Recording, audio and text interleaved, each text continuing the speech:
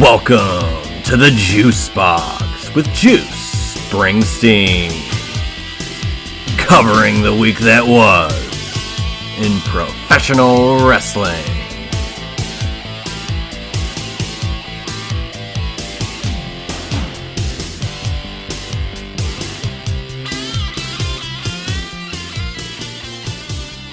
And welcome once again to another edition of the Juice Box. I am Juice Springsteen.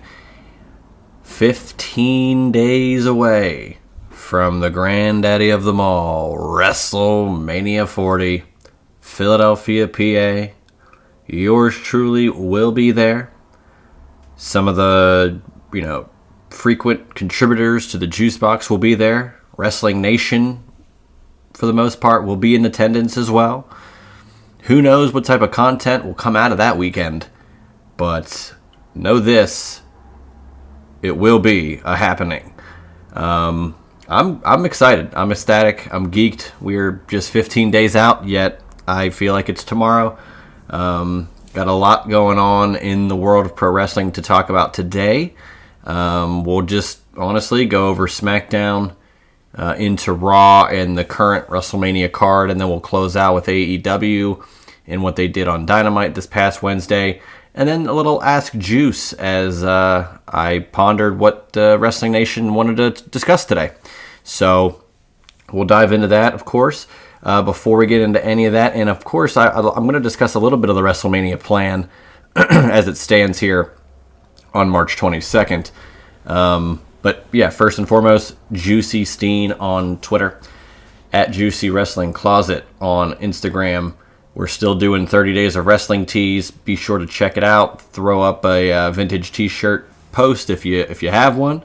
Make sure to put the hashtag 30 days of wrestling tees for that. As always, iTunes, Apple Podcasts, listen to the show. Rate it 5 stars. Give it 5 straws. Drop a review if you have a moment. Just a minute, I believe, will really get you a solid little rating for the show. It really helps out the growth of the show. And additionally, of course, juicysteen.podbean.com. Spotify podcasts is also a spot where you can listen to this program, The Juice Box. So yeah, as it pertains to WrestleMania, I will be unveiling a few details later next week, probably with the next episode, of what we've got cooking in regards to the plans, what I'm going to be doing.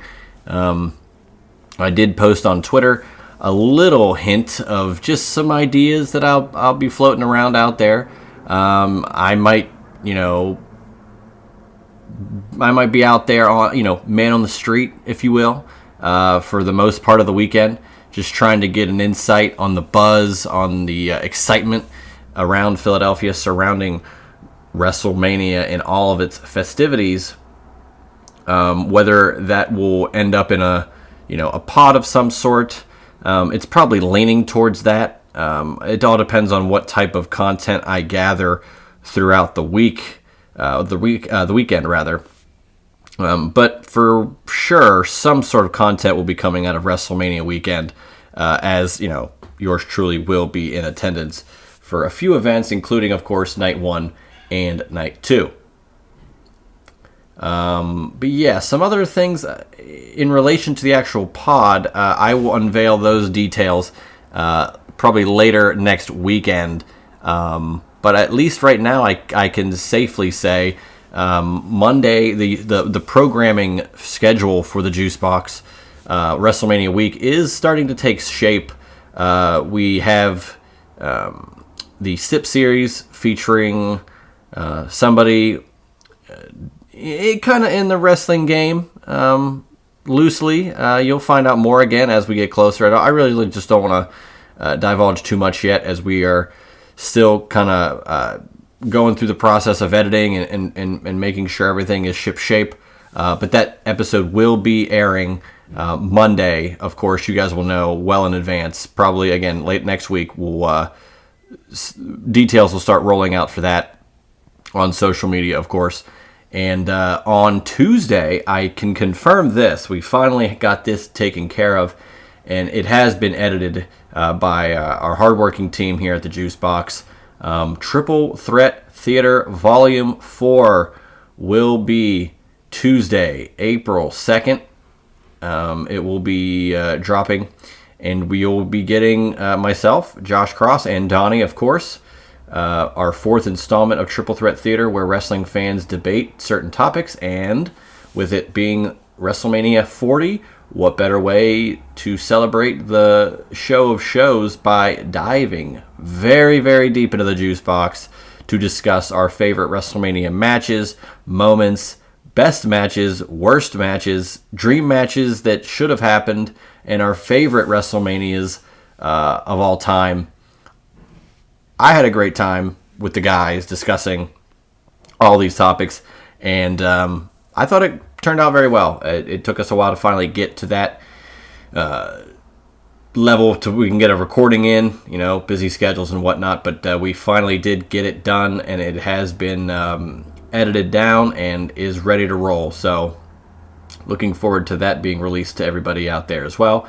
And then, of course, I think the only other programming note for that week should be the predictions, unless some other episode maybe flies in under the radar that I have not really thought about yet. But, anything can happen in the World Wrestling Federation. But, no, I think it'll be a 4-episode week. Night 1 will get its own episode, and Night 2 will get its own episode, I do believe, for the predictions. I'm not sure who exactly will be joining me, but it will not just be me solo. So that's at least something to look forward to. You don't have to just hear me ramble on for upwards of an hour plus like you will be today.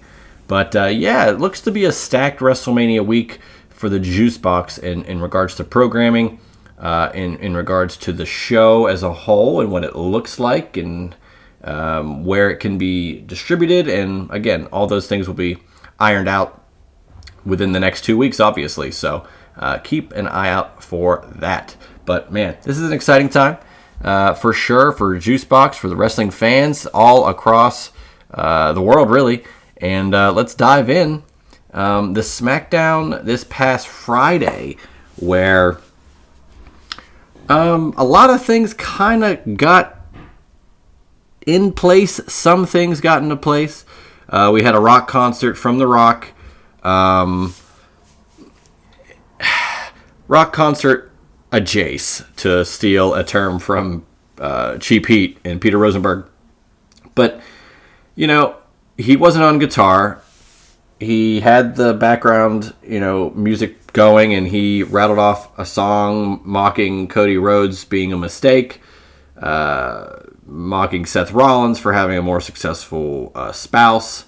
Look, I liked it, right? It was very entertaining. The Rock is doing a great job reinserting himself back into the wrestling world.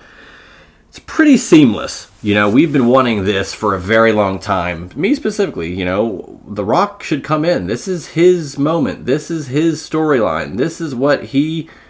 this is tailor-made for him, And for him to just not do it, he'd want to have his full heart and all of his effort and energy put forth into this story if he's going to do it. So he's doing it, and he's doing it very well, in my opinion. That being said, I don't know if it needed to be well over 20 minutes, and I don't think it necessarily added anything to the story nuances. It was more or less just putting down the opponents at WrestleMania, which is fine. However, it does seem that his social media promos that he's been putting out on Fridays are not only better, dare I say, but they're more intriguing. He can curse, which we'll get to in a second. And it's getting upwards of 5, 6, 7 million views on Twitter, which, that's more people on Twitter than are watching SmackDown or any of these programs, and I know social media is not an exact science, and 7 million views on Twitter. What does that really mean? How many are real people? How many of those are individual people watching? And I would say it's, probably over at least 2 million. Again, I would say over the amount that actually watches SmackDown weekly, I would say actually viewed the videos, that he's been posting. That being said, it has been discussed, is Rock exercising his board status as member of the TKO board to curse, to curtail the creative freedom to his liking without, Seth or Cody. Whether they're allowed to do it or not, I'm not sure, but I don't think Cody would ever really, Cody did call The Rock an asshole on Raw, which is better than what he's been doing. It wasn't PG. He didn't cry. A lot of people are being very bizarre, oh man, Cody's not being alpha enough. He's crying. There's no crying in wrestling. I'm looking at you, Ric Flair, Terry Funk, Shawn Michaels. Everybody has cried in wrestling. Get over yourselves. But I get it. In this particular story, Cody's story, he wants to avenge what The Rock has been saying and doing and talking about his mom and his dog and his family. And Cody's going to get emotional, of course, when it's talking about Dusty, but it's different when Cody's crying in a promo, and then the next week on Twitter, Rock is going off, F-bombing and going crazy.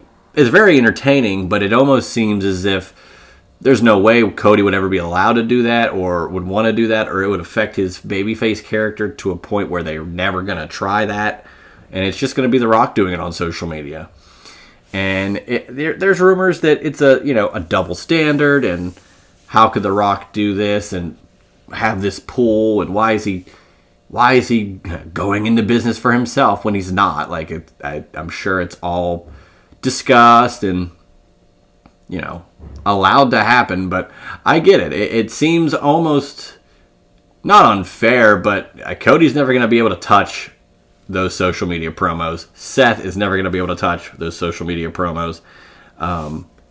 Maybe I'm wrong. Maybe we'll get one. Maybe Cody will drop one. And if he does, that's great fodder. It only increases the intensity of the situation. So I'm here for any and all bits, but finally tonight we do get Cody and The Rock, or not Cody and The Rock.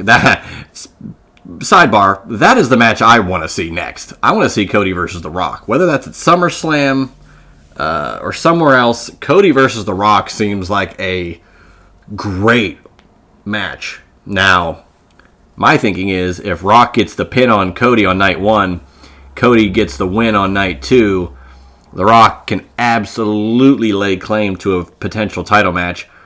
And then once that happens, Roman maybe costs The Rock, and then you get more dissension with Rock and Roman. And, Cody gets a huge win over The Rock, and you keep things going. So I think Cody and The Rock are definitely a match I'd like to see going forward. But back to what we were discussing, Cody and Roman are going to be face-to-face tonight.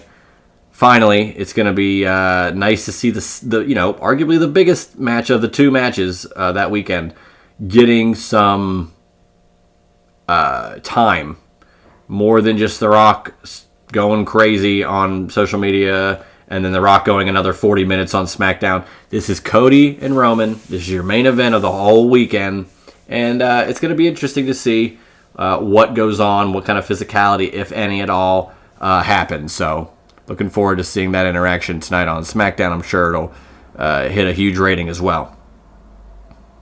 It was also announced that The Rock will be at the April 1st go-home episode of Monday Night Raw from the Barclays Center in Brooklyn.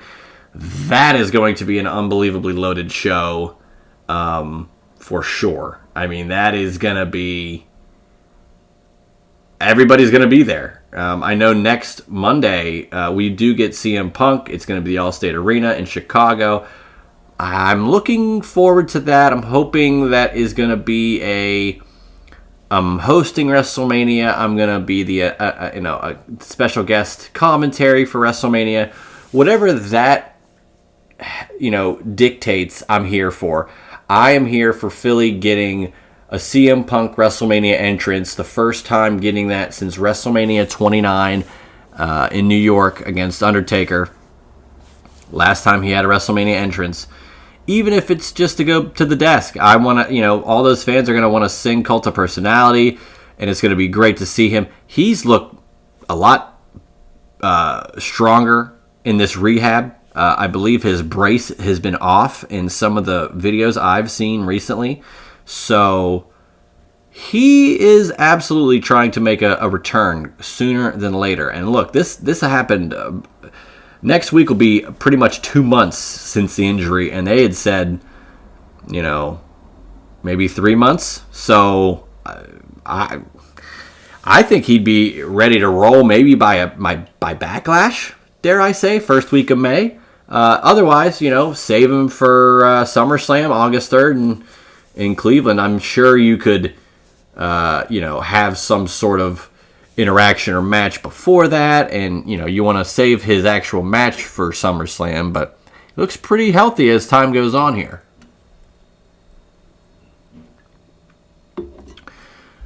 Back to The Rock. He did refer to himself as the final boss, which is cool. Kind of like the people's boss. I don't know. I like this role with The Rock. We will go so in depth for the WrestleMania predictions on what I think is going to happen at WrestleMania. But the tag match on night one, I think it's just going to be wild that we get a main event on night one that involves The Rock, involves Roman and Cody and Seth, all the champions and challengers for the next night outside of Drew, in a tag match that has huge implications for night two. I just think it's going to be an incredible couple nights of action. So let's move a little bit further down the card, quote unquote, and we had Randy Orton defeating Grayson Waller, which, happy birthday Grayson Waller, turning 34 yesterday. Pretty cool. I didn't think he was that old, although it's not old, but I think that's older than I gave him credit for, although he's been around for a little bit, so it's understandable, I guess. But we do get LA Knight and AJ Styles now having a match at WrestleMania, whether that will be a no DQ match or what have you. AJ Styles attacked LA Knight with a chair and kind of throttled his neck with the chair, so whether that's going to be some sort of implication, I don't know of what the match is going to be. We'll see. But additionally, in that segment, Austin Theory took a stunner from KO right into an RKO from Orton. Edited down, it looked incredible, but live, it looked a little clunky. You got to work on that, especially on a live TV show. I'm not sure what we're doing with some of these tag teams that aren't going to be in the tag ladder match. Legado del Fantasma, Rey Mysterio, Carlito. Like, there's a lot of interesting things going on with these tag teams out, like more or less the faction tag teams, the 3 or more person groups, and they won't have a 2-person contingent for the ladder match. Maybe we get a 6-person tag in some sort of street fight. I don't know what that looks like. I don't know. They're, like I've been saying for a bit, those guys are in traffic. They're nothing's really moving forward, but we'll see. Bayley defeated Dakota Kai by DQ, of course. So not the greatest way to end the main event segment on SmackDown, but it is what it is. But we did also get another announced match for WrestleMania. Logan Paul will defend his United States Championship against Kevin Owens and Randy Orton, which I like. I like the dynamic of those three guys in particular. Again, I thought this was a obvious LA Knight U.S. title thing, but maybe that's not in the cards just yet. Maybe Logan Paul holds this title a little longer. Maybe he gives it to one of these two, vets, and at some point, you might get an LA Knight coming in, dethroning an Orton, taking it from KO, something like that. Not sure, but it's a triple threat match for the United States title. Not sure who I'd like in that match as of right now. I'm leaning Randy Orton, but I'm not sure. We'll touch on the updated WrestleMania card after we discuss some of the action on Raw, where we did get some more announced tag teams for that ladder match. We also had the contract signing for Gunther and Sami Zayn. Last woman standing, Becky Lynch, Nia Jax, which is a fun end to the show. And that was pretty much it. Outside of Jey Uso calling out Jimmy, and of course the match is official. Jimmy versus Jey. Of course, Jimmy and Solo really started out with a 2-on-1 beatdown. Cody, of course, making the save. Not sure if we're going to get Cody and Jey maybe versus Jimmy and Solo in a tag leading up to Mania. Who knows what they have planned for that April 1st Raw at Barclays. But if you want to set up a couple of matches, you put Cody and Jey on a team. You reunite their tag team to take on part of the Bloodline. I think that would be a fun way to go about it. Of course, Solo and Jimmy. Even if Jimmy's a part of that, one-on-one match, you've got to believe that they're going to potentially be involved in that chaos that will inevitably be the Bloodline Rules match on night 2. So then we definitely got some more clarity on this tag match, the six-team ladder match at WrestleMania. DIY defeated the Creed brothers in a great in-ring match. The Creeds are getting better every week. Their athleticism is spectacular. It's kind of underrated. And, man, there's a lot of great spots in this match, but DIY get the victory, and they are in the tag title match. We get a little bit more from Candice LeRae. I do want to just mention that. It looks like she's really leaning into being a heel, which I'd say is probably where she should be. I'm not sure if that was the intended effect of bringing in Candice LeRae, but I think she's better served as a heel, arguably. So we'll see where that goes into WrestleMania and coming out of WrestleMania. Of course, into Backlash in Berlin. Oh, excuse me, not in Berlin. That's Bash in Berlin. Backlash in France. I think it's May 4th. So, I mean, look, it'll be a month out of WrestleMania. So, we are excited for WrestleMania. I am thrilled. I cannot wait. It's 2 weeks away. But, I mean, as soon as it's over, you got Raw, and then you're on your way to France. And it's just immediately back into the swing of things. They don't stop. And it'll be SummerSlam by the time we realize it. So, Cody, though, with probably his best promo he's done in this entire program thus far. Like I said, he called The Rock an asshole instead of a heel, which, good verbiage there. I like the play of heel and, whole. That's very obvious. It was a very obvious, deliberate way of phrasing it. He said, don't think for 2 seconds that this locker room needs you more than you need it, which I agree with. Calling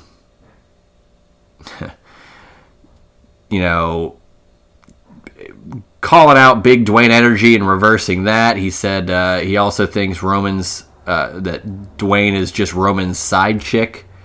And he also gave Brian Gerwitz Gewurz, the credit for calling The Rock the final boss, which is just incredible inside terms there. Something I did want to note on The Rock's social media promos. So the fact that here's something that I've been kind of seeing, and I want to agree. I want to just come out and I do want to agree with it. I do think this is a valid argument, point, however you want to label it.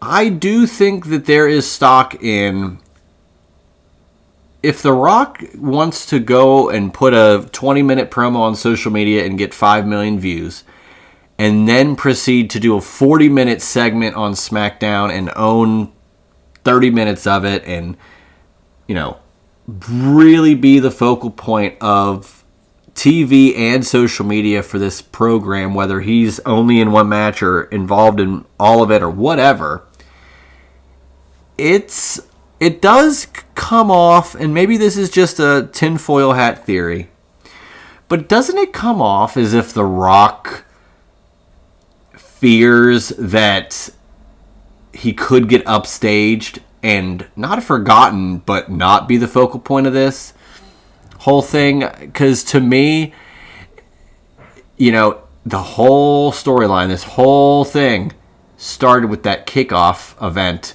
in Vegas, and, you know, right before that was the whole Cody giving The Rock his Mania match and that whole confusion of that 18-day span from Royal Rumble to that event. And the fans hated it, and it was, you know, Cody crybabies and what have you, but this whole movement, we want Cody. And whether you want to admit it or not, it was absolutely changed and pivoted to what we currently have. Even so, I do think it's better that it happened that way. I'm not going to be critical of WWE for pivoting and admitting a mistake, you know, or realizing that the mistake was there, and hey, we can just kind of, look, do this, lean into that, and you're going to be golden. It's nice and refreshing, if that's the case, to see a company, you know, realize an error like that, or maybe not feel, you know, a sense of the audience that they might have initially thought, and change their pace, change their minds, figure out something creatively differently to go with. And that's what we get now. So The Rock, knowing that, man, that didn't work how we thought when we initially started this thing, maybe if we, you know, if I can't stick with this pace of being a heel and being this level of hatred and all these things, if I can't keep going at this level or let someone else get a shot at this, like I said, like Cody or Seth are never going to cut a promo on social media, in my opinion. If they do, though, that might outshine me. That might put me in the background. I can't be in the background. I'm The Rock. This is my program. This is my storyline. This is my bloodline. This is my choice to come back, do all these things. I'm going to be the focal point. Look, he's not going to win a title. He's not, you know, he's a part of one match, but he wants to be involved at the highest level, no matter what. Whatever his role is, he wants to make sure that role is number one. So to me, it's a little bit of like, if he feels like it could get a little bit overshadowed by the baby faces in this whole thing, he's going to put out a long promo on social media, re-upload it with 5 extra minutes, and have a huge segment that takes up half an episode of SmackDown. He does not want anybody to forget about him, even though we never would, but it seems very calculated, to say the least. Ricochet defeated Dom Mysterio, which, I mean, it does seem like we are on our way to a Judgment Day fallout, so we'll see. Chad Gable mentioned to Sami Zayn that he does not see Sami winning the title, the IC title against Gunther. I can't deny that I agree to an extent. And Gunther even says, look, if you were to be honest with yourself, you don't believe you can beat me. I don't know how they're going to line all this up. I don't know how it's all going to go. I would not be shocked if Gunther still retains the title at WrestleMania. But if someone's going to win it, it either has to be Sami Zayn or Chad Gable.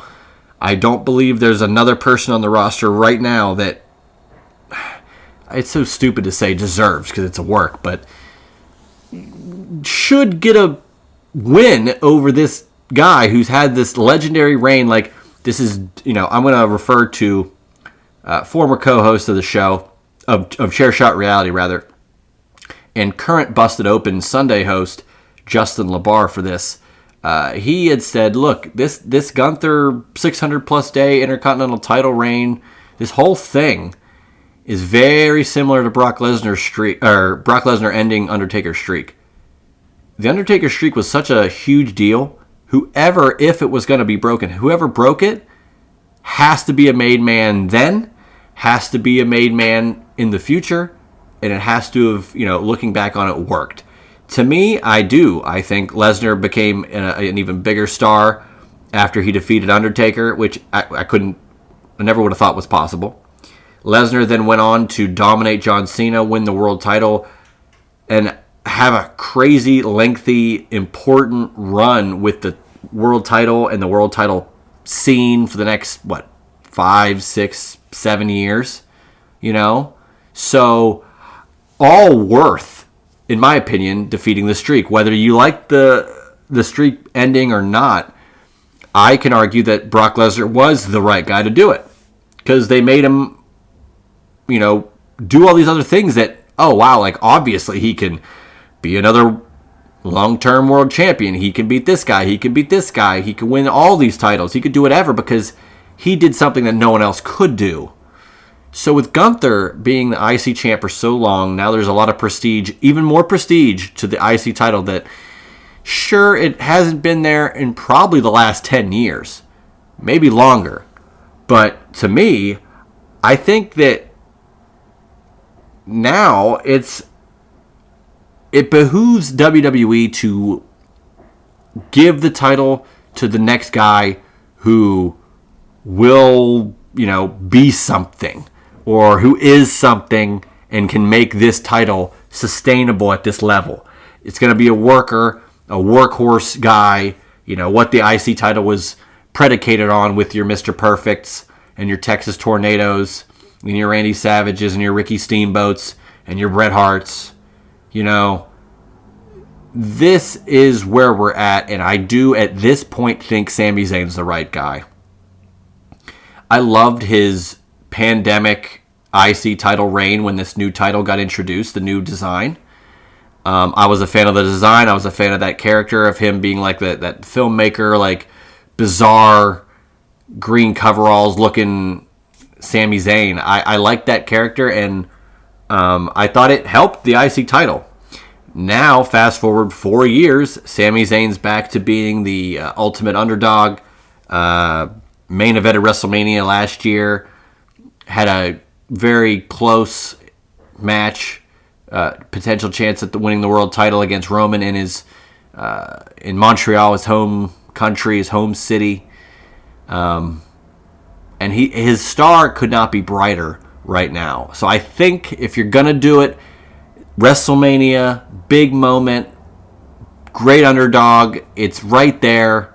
I think you should do it. And I noted this, I do believe, on Twitter, maybe it was to LaBar, maybe it was to someone else, but I think only 13 of the 89 Intercontinental Champions have held the title have held the title 4 times or more, which is roughly 14.6%, almost just 15% of all Intercontinental Champions have held it 4 or more times. Very, upper echelon of star power there. If Sami Zayn wins the IC title at WrestleMania, he will be a 4-time champion. So I think it would be well-deserved. He would be in another pantheon of IC champions. He would have defeated arguably the greatest IC champion of all time. I just think it works. I think it makes sense. So I'm here for Sami Zayn to win the title at WrestleMania. We got Awesome Truth defeating Indashir, and advancing to the 6-tag ladder match at WrestleMania. So I do believe there's 2 teams left. I want to say it's tonight on SmackDown where we'll find out the final 2 teams, but we'll see how that all plays out. Seth and Drew had a promo. Rollins was actually serious for one of the very few times. And, you know, basically they kind of are just like one-upping each other. Like, why can't I be in the spotlight? You know, you had the spotlight at WrestleMania, but there was no fans there. You had your time. This is my time. I'm the champion. I've brought prestige to this new championship because Roman Reigns, you know, had been champion, and you know, I'm the guy who's going to be here every week. It's me. It's my time. It's my spotlight, and not yours. You had your moment. I'm looking forward to this title match at WrestleMania as well. Again, I'm looking forward to seeing what could happen. You know, it's going to be crazy to see with Drew McIntyre only working night 2 against Seth. You got to think he's going to have some sort of interaction on night 1, you know, with Seth in some way, whether that costs them the match, whatever. But you got to believe he's going to be involved in one way or the other. So I'm looking forward to seeing that as well. And then the last woman standing, Becky Lynch, Nia Jax. I thought maybe we'd see a Jade Cargill thing here, but Becky Lynch wins this match. I thought it was a great match, to be honest. A leg drop through the announce table, which was really cool. Off a ladder, by the way. And now, you know, Rhea comes out face-to-face with Becky.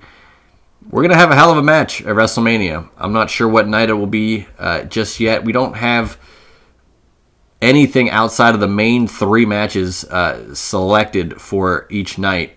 So I'm going to go over those. Night 1, of course, is the Bloodline versus Cody and Seth Rollins, where if the Bloodline win, it's Bloodline rules on night 2 for the world title, undisputed Universal WWE title between Cody and Roman. And if Rollins and Rhodes win, the Bloodline members will be banned from ringside during night 2.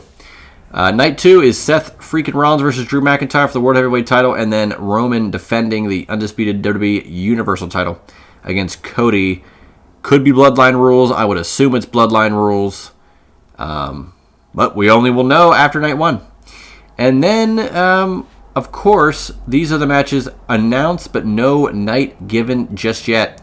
Io Sky and Bayley for the WWE Women's Championship. Rhea Ripley defending her Women's Championship, the Women's World title against Becky Lynch. Gunther defends the Intercontinental Championship against Sami Zayn. LA Knight versus AJ Styles in a singles match. Jey Uso versus Jimmy Uso in a singles match. Logan Paul defending the United States Championship against Randy Orton and Kevin Owens. And then the Judgment Day defending their undisputed WWE Tag Team titles in a 6-pack ladder match. DIY is another team. Awesome Truth is another team. And the New Day are another team involved in this. 2 more teams will be determined. I want to say tonight on SmackDown. I'm not swearing. I don't want to swear. But it's coming together. It's really coming together. So looking forward to seeing how it all shakes out. Let's get to Dynamite real quick before we close out with a little Ask Juice on this March 22nd episode of The Juice Box. I thought Dynamite was solid again. The ratings did not show that. They are another like 800,000, which seems to be where they have been. Not sometimes a little less, sometimes a tick more. But it seems like they're just sticking into that 800,000 range, which it's not necessarily a bad thing. I'd almost prefer it to stay at one spot and gradually grow instead of it being 800, then 600, then 1,000,000, then 800, then like all over the place. I know. Look, you got hockey, basketball, college basketball. Everything's on the networks that AEW is on these days. So it's going to be a tough slog in March and April and May and June, during the playoffs of all of those entities. But, they've got star power now, even more than before. They signed Okada, Ospreay, and Monet, and they've got a lot of depth in both the men and women's rosters. We've got Dynasty April 21st. Looking forward to that show. I want to make sure if anything was announced for that show. I'm not sure. I do believe at least just one match has been announced, but that might be it. Yeah, Will Ospreay, of course, versus Bryan Danielson in the World Tag Team title bracket, where right now we're going to have the Young Bucks versus Private Party on Dynamite, as well as Best Friends, Trent and Orange Cassidy versus the Undisputed Kingdom, Mike Bennett and Matt Taven. FTR versus the Infantry, and Top Flight will take on Ricky Starks and Big Bill in the quarterfinals, with the finals taking place at Dynasty for those tag titles. So that's where that's all going to take place. But this week, here's something interesting. I did want to note on Raw, there was a continuous camera shot which followed from someone leaving the ring all the way to the back, coming through. It was a great 2-minute continuous shot. I thought it was a great production choice by WWE, and I like the innovation that they've been trying. And conversely, on Dynamite, we had Renee Paquette at the end of the ramp, kind of hyping up the Eddie Kingston-Okada match and what was going on in the whole thing for a 45-second clip there. And then as she's talking and about to close out her statement on the match upcoming, Eddie Kingston's music hits.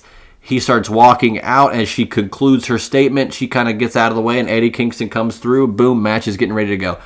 It was very NFL sideline reporter-ish, very sports-looking presentation, which I'm here for both companies. It's the best way to go, because not that you need to present your product as a sport, because it's sports entertainment, it's a work, we all know that, but sports presenting themselves as such a, cliche this term, but cinematic view, how you see certain shots of the athletes on the sidelines getting fired up or in a huddle, or, the coach talking on the sideline, or someone yelling at the referees. Coming out of the tunnel, I can, remembering Monday Night Football with Aaron Rodgers before, 4 plays before that all ended. The production of that whole thing, that is what you want in a wrestling show.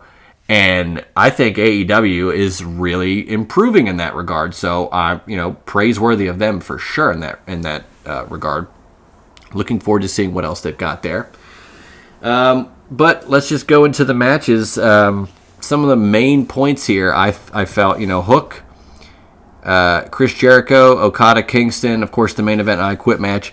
A lot of solid in-ring work and some good storytelling, but we'll get there.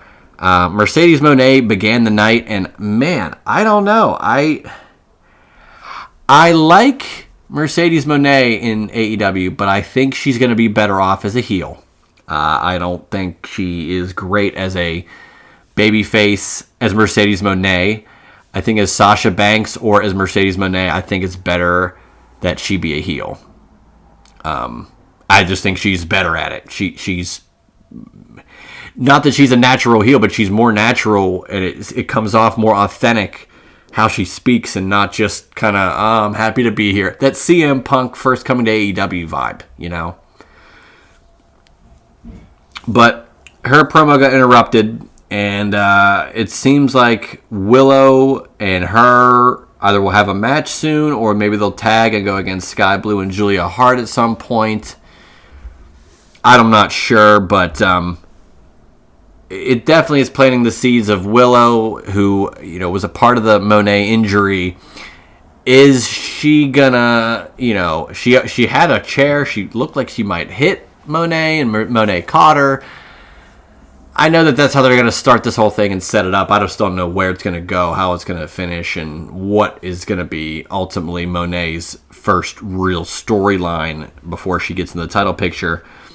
Who knows what the other members of the women's roster and the depth and where certain wrestlers are. I mean, some are just not there every week. So we'll see. I'm not sure where they're at.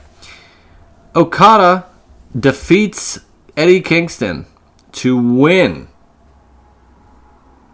the Continental title, which I do see now being separate from the, is it that New Japan Strong or Openweight, one of the two, and then the Ring of Honor World title? I think they are separate now. So Kingston is still those two champions, but the Continental title now is Okada's, which I like. Now it's a solo title. It is another title, which I know we're already critical of it, but I'd rather it be on its own with a guy that's going to be there every week instead of having Eddie Kingston walk out with 3 belts when one of them is an AEW title and the 2 are for companies that aren't AEW, even though one's owned by AEW and the other one is a joint production that they run a pay-per-view every year with. It's very convoluted, but Okada hits a Rainmaker, wins the title. You got to think the Young Bucks are going to win the tag titles at Dynasty, thus having the Elite with a lot of gold, furthering their reign as EVPs, and maybe we get, someone to fight them going forward. I'm not sure who that will be, but someone will. Chris Jericho got whooped by Hook. Hook just destroyed him with suplexes and suplexes and suplexes. Really looked like Taz in there, just destroying Jericho, which was fun to watch. Hook gets the win, and Jericho, a sign of respect, and then Jericho in the back says, look, I'm going to have a proposition for Hook next week, so I'm interested to see what that means. Who, are they going to join up for a tag? Does he want to back Hook as a manager? Can Hook trust Jericho? I doubt it, but we'll see. We had Purrazzo and Thunder Rosa defeating Mariah May and Toni Storm, which, interesting. Purrazzo and Thunder Rosa getting the win, Thunder Rosa getting the pin. Deonna did not look too thrilled about it, so I'm curious if they're going to have some sort of interaction or match going forward. Swerve Strickland defeated the Butcher, which was just an open challenge. It wasn't a huge deal, but it was nice to see someone kind of out of left field, the Butcher. So cool to see him in the thick of it again, but it was quick work by Swerve, and then Swerve and Joe had a confrontation after the match, pretty much guaranteeing some sort of title match at Dynasty. I don't know if Swerve's got to earn that, but we'll see how that goes.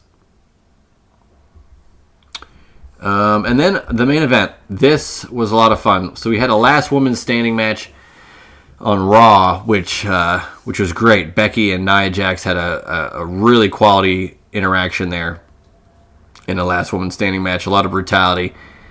I Quit, though. Christian and Adam Copeland, these two guys have been friends for over 30 years. This match is, really, really set up over the past. I mean, Adam Copeland came in what? October 1st last year, and now we get the third match between these two guys, and it was great. I thought it was a great match. They went into the crowd, of course. Not only did they go into the crowd, they went into the penalty box. It's in Toronto. Adam Copeland came out with his, blue and white Maple Leafs inspired gear. I'm not sure if it was the same gear he wore on his final episode of SmackDown, his final WWE match against Sheamus, but it looked very similar. But they got into the penalty box, and not only that, but there was a fan. I'm sure this was premeditated, in some sort of way, but a fan had a Bruins jersey that was taken and put on Christian, and Adam put the Maple Leafs jersey on, and of course those two are the original, part of the original 6 in the NHL, and hate one another. Huge rivals throughout the years and decades in the NHL. And they had a hockey fight. They had the jerseys on and just slugged it out. The jersey got pulled over Christian, and it was just a fun moment there. Between that and the San Jose Sharks jerseys that the New Day had a couple of weeks ago in the street fight, and then, of course, at Payback last September, where Kevin Owens and Sami Zayn put on the Lemieux and Crosby Penn's jerseys for their street fight. I love the integration of hockey and pro wrestling, so big fan of that. A hockey stick was used for a low blow, but then, I mean, there was blood in this thing. Copeland did a dive off a ladder to the outside of the ring, which is pretty intense for a guy his age, although, you know, we're grading it on the Sting curve of, yeah, it was great. You know, we've seen him do a lot crazier, but as an older guy, it was pretty damn impressive. So that was interesting. But I mean, after Nick Wayne and Killswitch came in to interfere, Daddy Magic and Daniel Garcia intervened and handcuffed those two guys and Christian, all three, into separate turnbuckles.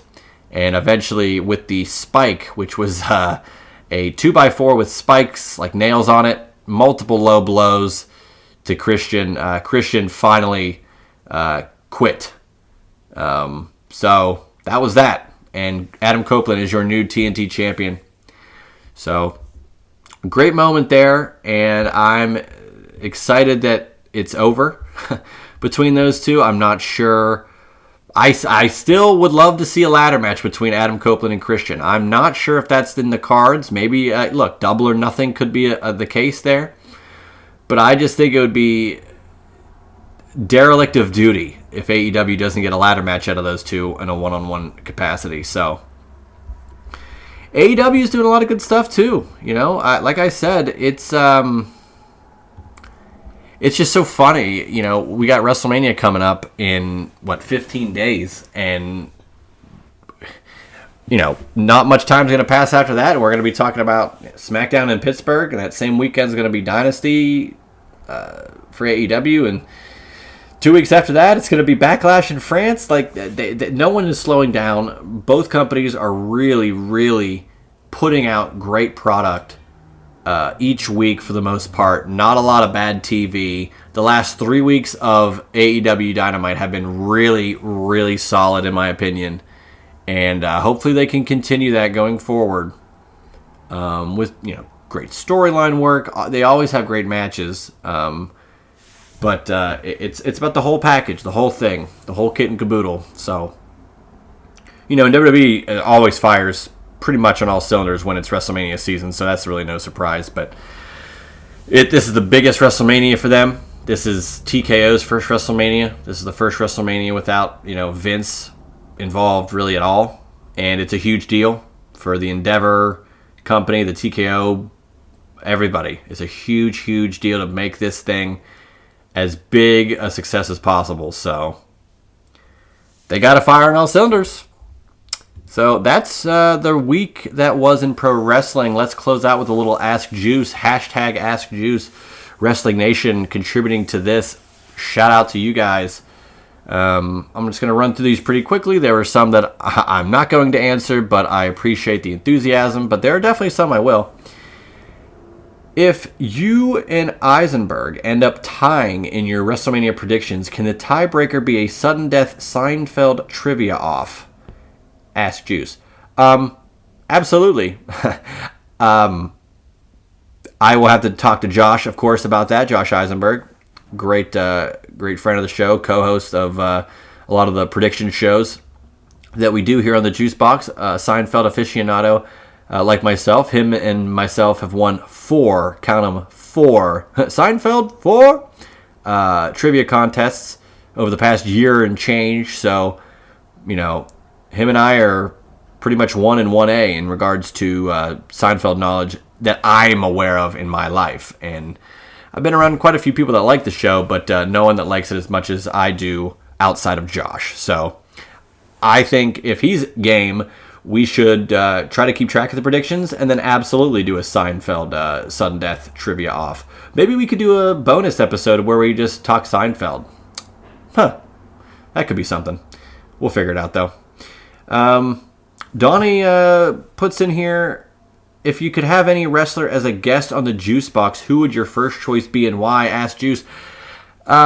Well, we did technically, in the SIP series, we did have the Rev, Ron Hunt, current RWA champion, as a guest in the SIP series. So he technically is the first wrestler as a guest on the show.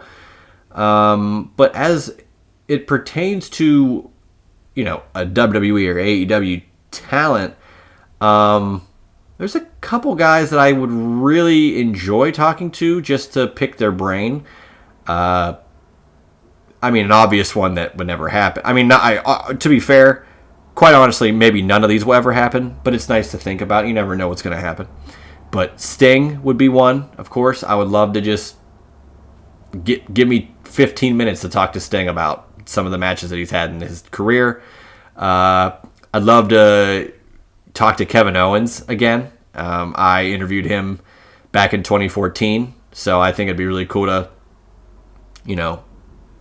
do that again and kind of see how he's been since and just kind of reconnect there. And I think that'd be a fun little thing. Matt Cardona would be incredible, I think, to interview. He is a guy that, as Zack Ryder, was so ahead of his time in regards to the internet and how the internet really is the forefront of branding and helping further your character.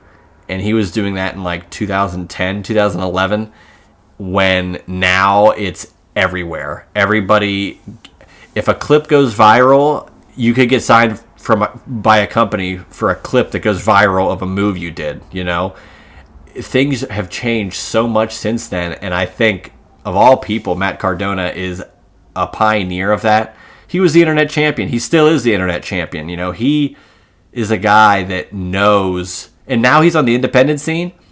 He is making a lot of money as an independent worker, but that also, his podcast, the Major Wrestling Figure Podcast, is definitely an inspiration for why I started this show.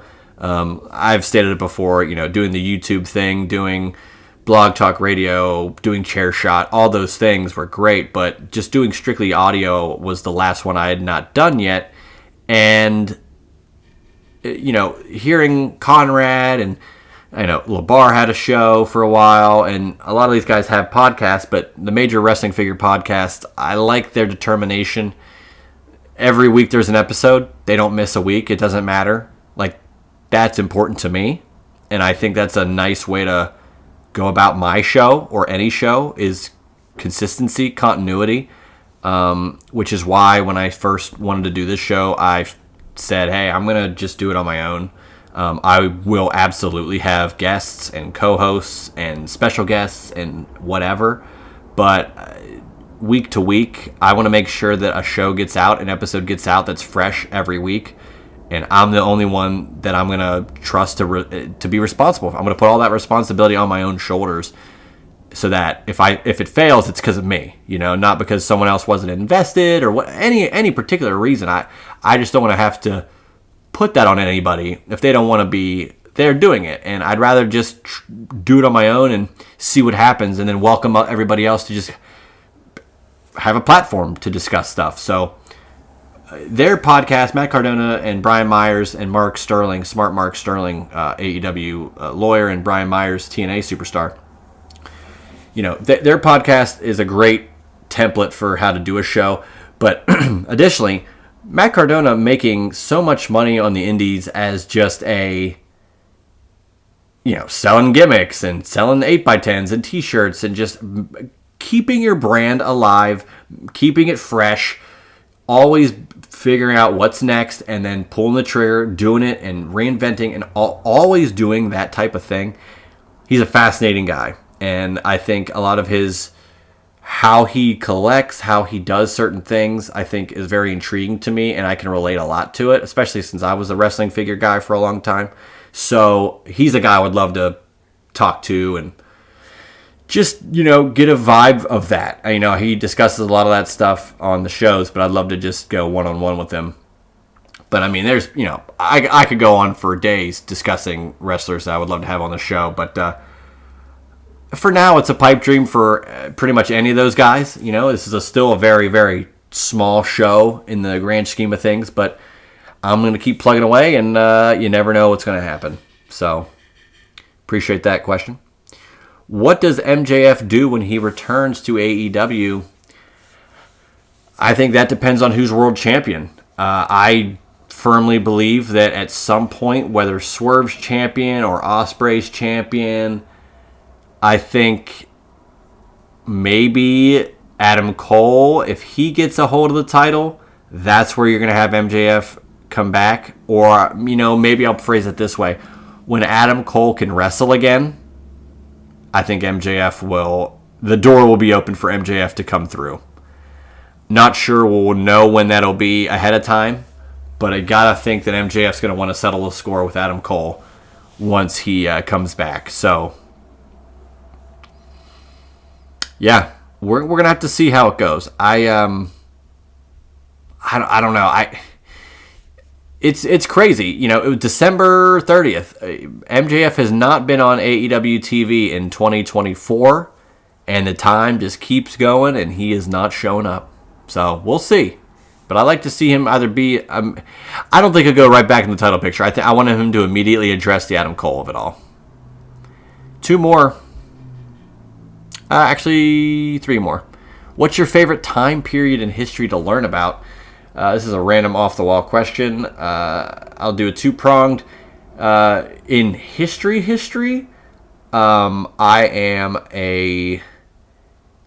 not lover, but I would consider myself a JFK assassination buff, if that's a thing. That time from, honestly, the first couple years of the 60s up until the assassination, I find are so intriguing because, it was just a time of, things were starting to come together, things were changing, Kennedy gets in, and then all of a sudden, the world changes forever, I like seeing what it looked like right before then and how things could have looked. And then in an instant, everything flips on its head. And honestly, the United States or the world was never the same. So I've always, and Seinfeld, of course, has a little bit to do with that, with them parodying the JFK incident, in the boyfriend episode, and just a lot of that stuff I think is fascinating. So I'd say the early 60s are an interesting time. My dad is a World War II aficionado. So, I mean, he could go on for days about every battle of the war and what type of submarines they used, and he really has a lot to talk about in regards to World War II. So, I mean, he's someone. If you're interested in World War II, talk to Juice Senior. But as a kid of the 90s, I love going back in the nostalgia of the 90s, whatever that may be. That might be maybe my favorite to look back on because I was growing up in it, and now as an adult, I can look at it through a different lens, like the innocence of the early days of the internet with, the beige computers and dial-up and AOL, and, you can't be on the phone if you're online, and, man, computer games with just number munchers and the Oregon Trail game, and just so many different things I could rattle off that I recall from those early days of the internet and the early days of computers and my access to computers, and that I like looking back on. So maybe it's not what you're looking for, but that's what I'm wanting to discuss in historical terms. In a wrestling sense, here's the other prong to that. WCW. I could talk about WCW for hours.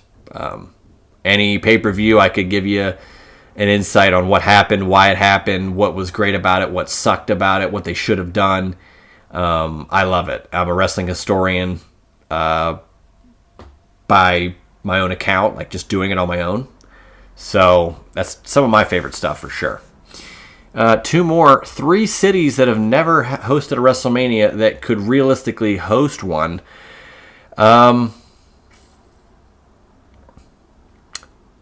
Three that okay, so I can give you two. So here's how I'll answer that question.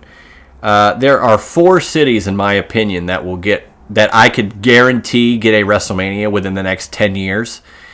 And, okay, let's say five, and three of them have never had it. So I think Minneapolis, Minnesota will get WrestleMania. I think they could very well get WrestleMania 41. And they're a city that have never had it, so I think they will have one.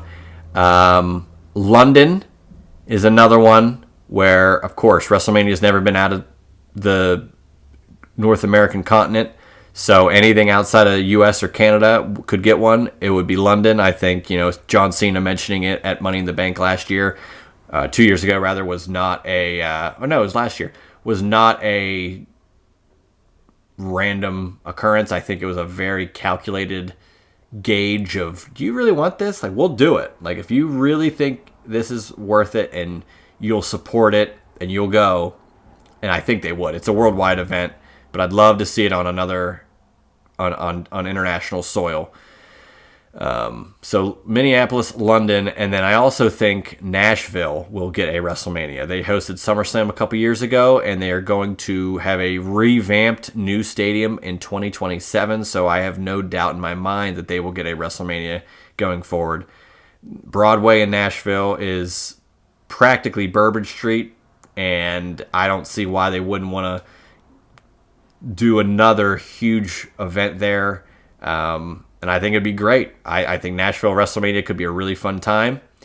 So those three are ones that I think could get one that have never had one. But additionally, two other cities that I think would get one in the next 10 years. In addition to those three, I think Atlanta will get one for sure. And they hosted WrestleMania 27, of course.